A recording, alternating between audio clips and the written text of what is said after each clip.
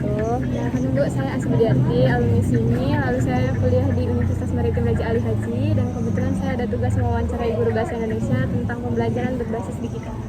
Boleh Ibu perkenalkan diri, Bu? Boleh, nama saya Febrianti Ria Saputri. Saya mengajar bahasa Indonesia. Sekarang saya mengajar di kelas 11.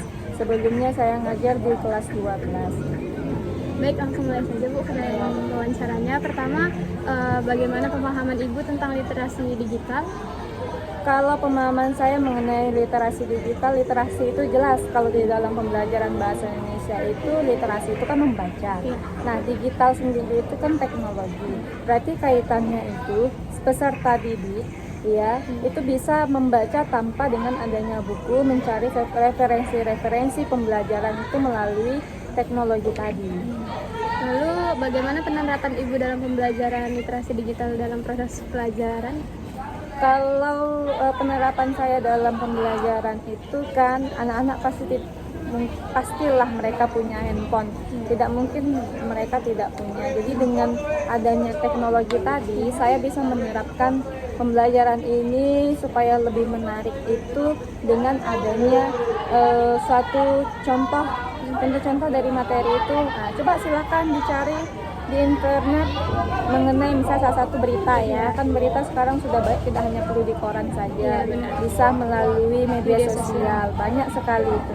Nah, itulah dimanfaatkan mereka untuk mencari berita-berita yang terkini. Lalu, Bu, platform apa yang sering Ibu gunakan dalam proses belajar mengajar di kelas? Platform yang sering diajarkan, yang digunakan itu biasanya si Canva, karena Canva itu kan anak lebih menarik, mereka lebih di situ sudah ada desain-desainnya, dengan begitu lebih memudahkan anak untuk membuat tugas. Berarti, Bu, saat proses belajar mengajar lebih menggunakan dominan untuk Canva ya, Bu? Iya, lebih dominan ke Canva. Lalu bagaimana melihat pergeseran dari metode pembelajaran lama hingga pembelajaran metode baru ini, menurut Ibu efektif atau tidak? Efektif, karena kalau yang lama kan kita hanya terfokus dengan buku teks, habis itu guru yang menjelaskan di depan, peserta didik dia menyimak. Tapi ya namanya anak kadang ada kan kemampuan mereka belajar itu kan berbeda-beda. Ada yang mereka bisa secara menyimak dia menangkap pelajaran, bisa melihat tayang-tayangan dia menangkap pelajaran. Tetapi kalau dengan adanya anak sekarang ini yang teknologi yang makin berkembang, jadi dengan keadaan sekarang ini kita menyampaikan dengan Canva itu kan lebih menarik, lebih hidup. Jadi anak pun lebih gampang memahami pembelajaran. Lalu bagaimana nih Ibu memastikan bahwa interaksi antara siswa itu tetap terjaga dengan adanya pembelajaran berbasis digital ini? Tetap terjaga, karena dengan adanya berbasis digital ini kan bukan anak fokus ke handphone saja atau digitalnya yang dia gunakan apa platformnya, tetapi dengan itu kan anak bisa peserta didik itu membuat kelompok. Dengan adanya kelompok mereka saling berinteraksi. Bagaimana kalau misalnya ada tugas kelompok yang mereka lakukannya setelah pulang sekolah, kan bisa juga mereka menggunakan media sosial. Handphone pasti mereka punya grup kelas mereka masing-masing. Ini tantangan yang terbesar yang sering kali Ibu hadapi dalam pembelajaran berbasis digital ini apa, Bu, kira-kira? Kalau tantangannya yang sering saya hadapi itu ya namanya anak yang kalau kurang aktif pasti dia ada yang kurang bisa dengan menggunakan aplikasi Canva. Terus HP yang digunakan kurang support juga, karena semua anak tidak mungkin memiliki HP yang canggih. Nah, itu tantangannya. Kalau tantangan untuk dari fasilitas sekolah sendiri nggak ada ya, Bu? Kalau fasilitas sekolah ada. Kalau misalnya kita menggunakan Canva gitu kan, anak tidak itu kan ada laptop sekolah. Boleh wali kelas atau guru mata pelajaran itu meminjamkan. Atau guru mata pelajaran ini sudah menyiapkan materi dari Canva. Tinggal anak meminjam Infocus. Jadi kita sama-sama melihat pembelajaran itu melalui Infocus. Berarti Infocus di sekolah ini memadai ya, Bu? Memadai, cukup Infocus itu masing-masing kelas. Lalu nih, bagaimana Ibu melakukan penilaian terhadap kemampuan siswa dalam konteks pembelajaran digital? Kalau penilaiannya paling yang pertama saya lihat itu misalnya dia membuat suatu Canva, membuat tugas melalui Canva, itu kreatifnya kita lihat dulu. Kadang kan ada yang dia buat asal mengambil, asal menulis saja, tetapi kan kita bisa melihat kreatifkah anak ini. Nah, terus yang kedua dari penilaiannya yang saya lihat juga itu kalau Canva ini biasa kita per kelompok ya. Iya. Jadi kita bisa juga melihat, menilai itu dari keaktifannya di dalam kelompok. Terus metode penilaian Ibu yang baru ini sama yang lama apakah tetap sama atau berbeda? Kalau metode penilaian itu pasti jelaslah berbeda, karena dengan yang teknologi itu kita kan melihat dari hasil kerja mereka melalui Canva tadi. Sedangkan kalau metode lama itu kan kita melihat mereka menulis di buku tulis, entah itu dia mengerjakan tugasnya melalui mereka menulis sendiri. Ya tahulah kalau namanya menulis, ada sih peserta didik yang tulisannya lebih bagus, ada peserta didik tulisannya yang biasa saja, dan ada peserta didik yang tulisannya kurang. Lalu nih Bu, bagi Ibu seberapa besar peran penting dalam media sosial pembelajaran berbasis digital ini, bahasa Indonesia berbasis digital? Kalau peran penting itu sangat penting. Karena apa? Anak sekarang pun kalau kita belajar mengenai novel, tidak perlu lagi mereka mencari novel di perpustakaan. Apalagi novel-novel yang di perpus itu biasanya kan novel yang sudah lama tahunnya. Tapi kalau yang sekarang ini kan banyak sekali yang di platform itu, yang di aplikasi jenis segala macam novel, bisa mereka gunakannya melalui itu. Makanya dengan adanya teknologi itu sangat membantu guru dan peserta didik untuk mereka pembelajaran novel. Jadi bisa menggunakan novel dari novel online mungkin ya Bu? Iya, bisa seperti itu. Terus menurut Ibu ada nggak perubahan yang signifikan yang Ibu rasakan dari kurikulum bahasa Indonesia untuk menyesuaikan dengan pembelajaran berbasis digital itu sendiri? Ada. Dengan kayak gitu peserta didik dia karena memang biasanya mereka menggunakan teknologi, jadi mereka itu lebih cepat menangkapnya, lebih daya tangkapnya itu mengenai pembelajaran dari digital itu berbasis digital itu lebih, karena kan hari-hari mereka selalu si peserta didik itu sehari nggak megang handphone aja susah. Iya, apalagi pembelajaran melalui handphone, jangan ditanya, itu pasti akan lebih cepat mereka untuk menangkap pembelajaran itu. Lalu nih Bu, bagaimana Ibu mengintegrasikan keterampilan seperti berpikir kritis, kolaboratif dalam pembelajaran bahasa Indonesia berbasis digital ini? Kalau berbasis digital untuk berpikir kritisnya, misalnya kita mengkasih satu contoh, peserta didik kita berikan, kalian buka satu contoh tugas, misalnya satu contoh berita tadi. Kamu lihat berita itu, kamu pikir, kamu carilah di situ, karena kan unsur utama dalam berita itu kan 5W1H. Nah, kamu carilah di situ apa informasi-informasi yang penting di dalam. Nah, dengan begitu dia dapat berpikir kritis untuk mencari dalam teknologi tadi. Terus kalau untuk kolaborasi itu bisa kita menggunakan dalam kelompok. Nah, dalam kelompok kecil aja. Kalau kelompok kecil kan 2 atau 3 orang.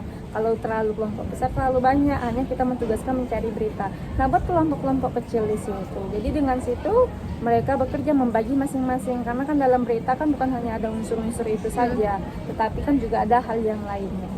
Lalu menurut Ibu, bagaimana masa depan pembelajaran bahasa Indonesia ini terlihat perkembangannya semakin berkembang di teknologi? Terus apa harapan Ibu sama generasi yang mendatang? Kalau dilihat sih pembelajaran bahasa Indonesia dengan teknologi ini memang anak makin berkembang, ya, wawasannya makin luas. Dengan kita adanya, biasalah namanya anak-anak ini kan kurang suka dengan yang berita-berita, kecuali berita-berita yang viral baru malah mereka tahu. Nah, jadi dengan ini saya ajarkan, ayo kita buka nih berita apa sekarang yang mulai terbaru. Nah, disitulah mereka mulai tahu kan. Jadi dengan begitu anak pun jadinya lebih gampang mengakses berita, jadi anak pun lebih mudah. Kalau kita pakai koran kan kadang anak hanya baca judul depannya saja. Iya. Tapi kalau sekarang kan bisa menggunakan HP, baca berita dari HP, mungkin mereka lebih enak ya Bu? Iya, karena bisa sambil baring kan, Iya. entah mereka sambil apa, kalau di rumah ya. Kalau di kadang kan lewat dari FYP mereka Iya, itu benar. muncul berita-berita, oh bu ada bu berita ini bu berita ini. Mereka selalu lebih antusias jadinya. Baik Bu, itu aja mungkin pertanyaannya. Terima kasih ya Bu. Iya. Ini namanya siapa? Nama saya Lawin Spesialaga, Kelas? kelas 11-7. Oke, kakak langsung wawancara aja ya. Siapa tadi namanya? Lawinski, Dipanggil? Lawin aja. Lawin. Menurut Lawin nih ya, di sekolah ini udah pembelajarannya sudah berbasis digital apa belum? Terutama pembelajaran bahasa Indonesia. Udah Kak. Udah. Media apa yang sering Ibu sama Bu Ranti ya? Iya Bu Ranti. Sering Ibu Ranti pakai dalam pembelajaran berbasis digital ini? Lebih ke PowerPoint, Canva juga. PowerPoint sama Canva. Terus Ibu Ranti pernah nggak ngasih video pembelajaran gitu? Pernah? Ditampilkan juga? Iya ditampilkan. Lalu nih, pendapat adik sendiri, pembelajaran digital ini sangat mudah dipahami atau enggak? Sangat mudah dan juga lebih gampang. Jadi lebih masuk kalau misalnya pembelajaran dengan berbasis digital ini ya? Iya Kak. Lalu, seberapa sering nih adik mendapatkan umpan balik dari Bu Ranti dalam pembelajaran berbasis digital? Umpan balik ini seperti kayak misalnya Ibu Ranti menjelaskan dengan media pembelajaran seperti Canva tadi, PowerPoint yang ditayangkan ke siswa, ke kalian, terus Bu Ranti ngejelasin, terus kalian itu memberi pertanyaan, lalu Ibu Ranti memberi jawaban, lalu kalian ada yang menyanggah kayak gitu, ada nggak? Ada Kak. Berarti sering ya Ibu? Iya. Sering kayak gitu. Terus nih ya, menurut adik, bagaimana pembelajaran berbasis digital ini dapat membantu adik dalam mengembangkan keterampilan berbicara, menulis gitu? Ada nggak? Ada. Gimana tuh caranya? Kayak mengembangkan di sini tuh kayak membantu adik-adik, kayak misalnya kan Ibu tadi kan bilang katanya tadi kan pakai media Canva kan. Nah, Canva itu kan berarti dia di situ nulis poin-poin penting aja. Iya Nah, poin-poin penting. terus ada nggak caranya Bu Ranti itu buat mengembangkan dalam pembelajaran berbicara, keterampilan gitu? Keterampilan. Ada. Ada. Kalau menyimaknya itu dari mana? Menyimaknya itu dari kayak cara mengajarnya juga. Oke, terus santai aja. Terus bagaimana, ini pengalaman sendiri ya, gimana pengalaman kamu dalam pembelajaran bahasa Indonesia secara digital? Terus menurut kamu tuh apa yang dirasain? Yang saya rasakan itu saya mengetahuinya lebih gampang. Memahami juga cepat, juga saya dapat langsung paham gitu yang diajarkan ibu. Berarti kamu lebih senang langsung gitu ya? Iya. Kayak langsung point to the point gitu. Berarti kalian lebih suka pembelajaran itu yang langsung to the point? Iya. Lalu nih, apakah Ibu Ranti ini sering berinteraksi sama kalian walaupun Ibu itu kadang pakai pembelajaran berbasis digital tadi? Sering Kak. Sering. Terus menurut kamu ada nggak tantangan yang menjadi hambatan dalam pembelajaran proses digital ini? Nggak ada. Kayak misalnya fokusnya gitu-gitu memadai? Memadai. Terus kalau misalnya tadi ada Ibu Ranti bilang katanya di sekolah itu memadai komputer kalau misalnya nggak ada komputer. Apa itu benar? Kalau itu kurang tahu.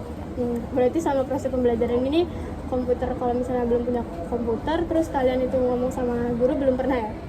Belum. Lalu satu lagi nih, harapan kamu buat guru-guru itu menggunakan proses pembelajaran digital atau enggak? Harapan saya itu menggunakan proses digital aja. Kenapa? Karena kayak lebih nangkap dalam pembelajaran, juga bisa dipahami. Terus tadi Beranti kan udah bilang kalian diberi materi untuk mencari sebuah berita ya? Ada. Nah, itu kamu biasanya nyari sebuah berita itu dari mana? Dari Google, kalau nggak Google dari aplikasi yang lain. Aplikasi yang lain itu seperti apa? ChatGPT, AI. Sebenarnya kamu ngasih saran ya, boleh. Kalau dari ChatGPT ataupun AI yang lain, kalau mencari suatu berita itu kurang akurat. Nah, jadi sebaiknya kamu tuh menggunakan Google, tapi itu kan kalau di berita itu kan ada media.com gitu-gitu kan, TV1 gitu-gitu. Nah, nanti kamu bisa cari dari kalimat apa dari platform itu. Kayak gitu sih saran kakak. Udah itu aja. Makasih. Iya, Kak.